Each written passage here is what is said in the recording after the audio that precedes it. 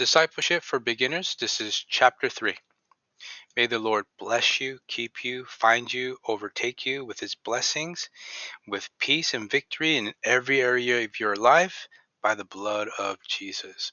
Thank you, Holy Spirit, for being released in Jesus' name. Chapter 3. The Spirit of Wisdom and Revelation and the Knowledge of Him. The source of all true knowledge. The first mention of the Holy Spirit appears in Genesis 1:2 as the Spirit of the Lord. Just a few verses later, God speaks and says, "Let us make man in our image." This is the first place in Scripture where God is called Elohim, the plural form of God. There wasn't a word back then to adequately describe God because human language is finite and God is infinite. We have many names attributed to God, but there's only one name by which we must be saved: Jesus Christ. Elohim makes perfect sense when you understand that God is triune. The eternal Godhead, consisting the God the Father, the Son of God, and the Holy Spirit. Here's what most people miss. The Spirit of God is not just a force or an influence. He is the very breath of God, the life of God, the wisdom of God, the breath that gives life. 2 Timothy 3:16 tells us that all Scripture is given by inspiration of God. Literally, God-breathed. The Word of God is living and active because it carries the breath of the Almighty. Remember how Adam was created. God formed dust from the ground and breathed into his nostrils, and Adam became a living soul. The breath of God is the life of God. The breath of God is the Spirit of God. John 1:1 declares that the Word was God. Have you ever wondered where language came from? How is it possible for human beings to communicate with one another? How is everything in creation, despite all the corruption we see, still functioning with such intricate design? It's because we live in God's creation, and His breath, His Spirit, is woven into every fabric of existence. Paradise Lost. Genesis 1 ends with a stunning declaration. And God saw everything that He made, and indeed it was good. Try to imagine what life was like before the fall. No stress, no problems, no pain, no worries, no sadness, no abuse, no hate, no sin, no curse. This was the life God created for mankind. Adam was created in His likeness and image, carrying the very DNA of God, which is the Spirit of God. God created the Son to have fellowship for all eternity in a good earth. The word Eden means pleasure or paradise. Deep within every human heart is a desire to enter paradise, but sin has closed off that access. When sin entered the world, the Holy Spirit departed from humanity. This is the great separation between God and human beings that has defined our existence ever since. The promise of restoration. But God had a plan for restoration. The promise of God fulfilled is that you can receive the Holy Spirit and return to paradise. Look at the gospel account when Jesus was crucified. Two thieves hung on crosses beside him. One thief cried out, "Lord, remember me when you come into your kingdom." Jesus responded, "Today you will be with me in paradise." Paradise isn't just a future destination, it's a present reality available through the Holy Spirit. God's heart was broken when sin entered the world. He had to do something about it.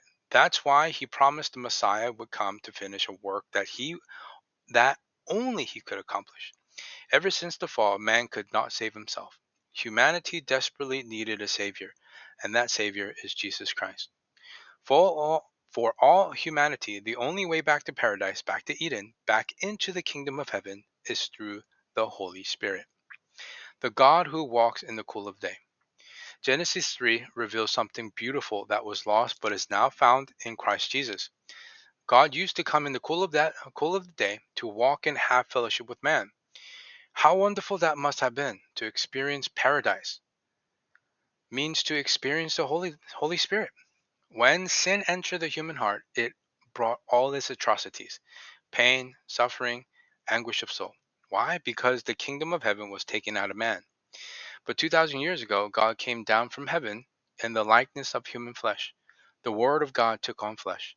The Spirit of God took on flesh. God incarnate, fully man, fully God, because became known as the Son of God, who has authority on the earth as the Son of Man. The lost knowledge restored.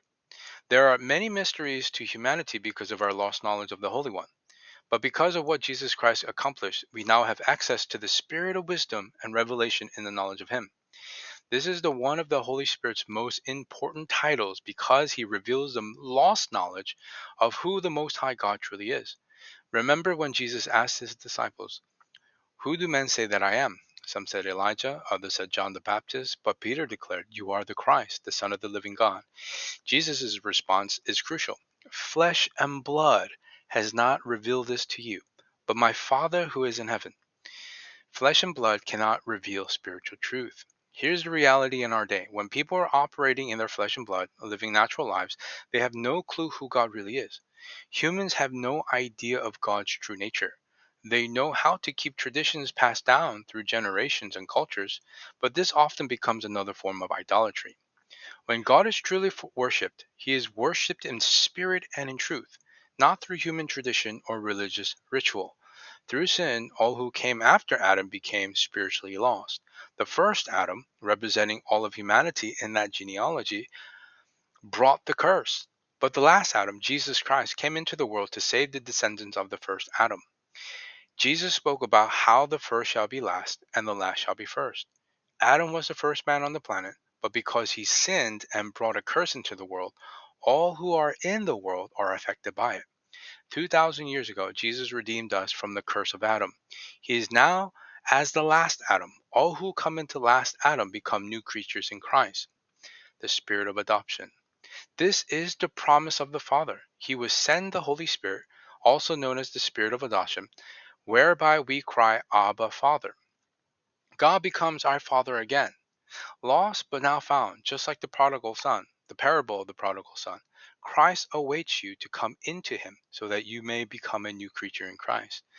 Those who receive Christ are born again by the Spirit of God. The last in the world's eyes will be the first to enter the new race of beings in the kingdom of God. The Lord prepares a place for His followers. When this earth ends, God will create a new heaven and a new earth populated by those who have entered His kingdom. Your access to divine knowledge. The spirit of wisdom and revelation in the knowledge of Him explains and teaches us who we are in Christ.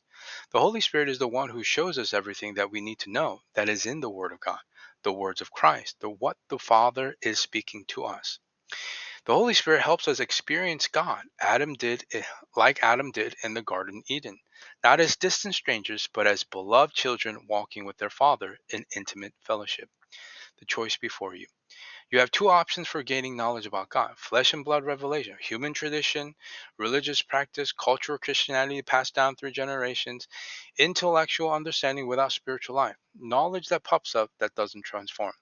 Father's revelation through the Holy Spirit, direct revelation of who Christ is, supernatural wisdom and understanding, knowledge that comes from intimate relationship, truth that sets free and transforms. Which source are you drawing from? Are you trying to figure out God through human reasoning, or are you allowing the spirit of wisdom and revelation to unveil the knowledge of Him? The practical application. Here's how this works practically. Recognize your need. Admit that flesh and blood cannot reveal spiritual truth. Ask for the Spirit. Request the spirit of wisdom and revelation in the knowledge of Him. Expect supernatural insight. Believe that God wants to reveal Himself to you personally. Walk in fellowship. Allow the Holy Spirit to restore the Eden experience of walking with God. The same Spirit who breathed life into Adam wants to breathe spiritual life into you. The same Spirit who inspired Scripture wants to illuminate Scripture for you. The same Spirit who revealed Christ's identity to Peter wants to reveal who Jesus is to you personally. This isn't just theological information. This is your invitation back to paradise. This is your access to the knowledge that was lost in Eden but restored through Christ. The spirit of wisdom and revelation in the knowledge of Him is not just a title, it's your inheritance. It's God's promise that you don't have to remain spiritually ignorant or dependent on human tradition.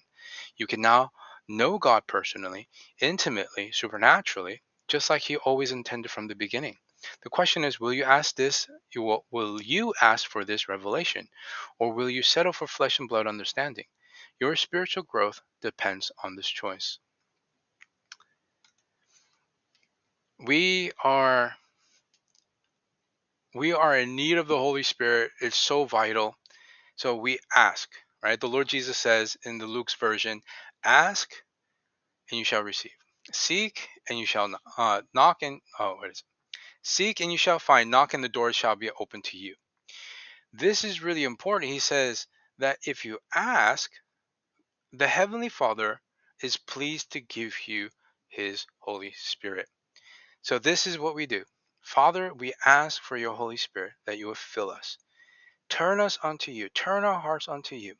As we seek you wholeheartedly, we ask for your spirit of wisdom and revelation and the knowledge of Him to enlighten our eyes to see, that we may be able to hear your voice and heed what you are saying to us.